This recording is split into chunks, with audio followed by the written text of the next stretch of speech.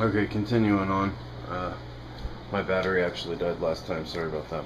But just finishing on that flake thing, do not think you can save a couple of dollars of shipping or whatever and try to buy some flakes at the store. They won't work. Betas won't eat them. And mine are cheaper even with the shipping than they're going to be at the store anyway.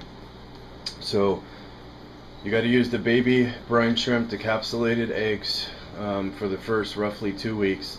Then wean them off onto my flake, and then they can stay on that until they're adults, until their mouths are big enough to handle granules. And as soon as their mouths are big enough to handle granules when they're full-blown adults, then you can just give them the premium adult food for the rest of their lives. Let's see, a couple of things here. Okay, betas, like I said, everything you're going to see and read on the internet about betas is complete bullshit. Tune it out, don't buy it. It's just one idiot copying another idiot's crap. So, on a lot of the beta articles and whatever, videos, whatever, a lot of the beta info out there says that betas are the easiest fish in the world to breed. That's true, as in regards to if you're thinking of, if your definition of breeding is just laying eggs into a bubble nest. But when it upon further research, you'll learn quickly that betas are the hardest fish, bar none, in the world of every single freshwater species fish on the planet. They're the hardest to raise successfully to adulthood. So they're actually the hardest fish to breed on the face of the planet, not the easiest. They're just the easiest to get the eggs to be laid. So, okay, let's see. I wrote a couple notes here so I could finish. Before I get to that, though, I can use a couple of glass tanks in here. I shouldn't, but I can, just because I heat the entire room. You'll see the room is like 96 degrees, 97 degrees. And, oh, speaking of that, let me finish. Okay, so I can get away with it a little bit because I don't have heaters in the tanks. The entire room is a flat temperature no matter what.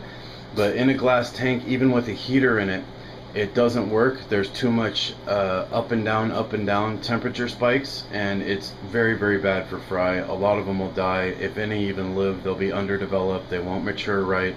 It's just a nightmare. So do not breed in glass. Whatever you do, breed in plastic. Trust me, I have over 2,000 glass tanks. It's not because I can't afford the glass and I'm saving money and I'm buying cheap plastic buckets. I've been doing this for a very long time. I'm renowned around the world for being the best breeder of the best betas on the planet, and I'm the most successful breeder on the planet. The most successful beta breeders on Earth are only getting 40 to 50% survival rate. I have an 85% survival rate. That is literally double, more than double, the best breeders in the world.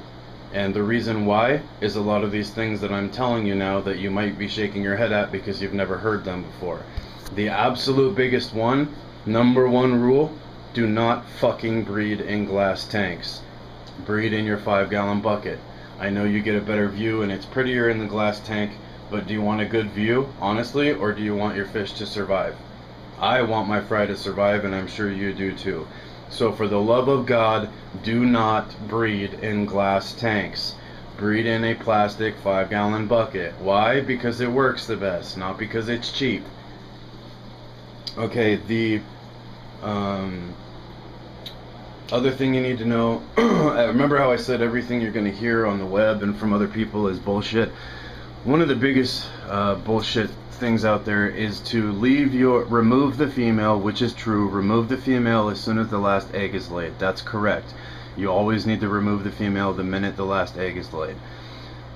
But everyone else tells you to leave the male in there until the free swimming stage, and they'll say that the male has to be there to pick up the eggs from the bottom and put them back and all kinds of stupid shit. But you immediately move the female upon the last egg being laid, and you want to give the male about 20 minutes, no more than 30, after you remove the female, and you want to remove your male.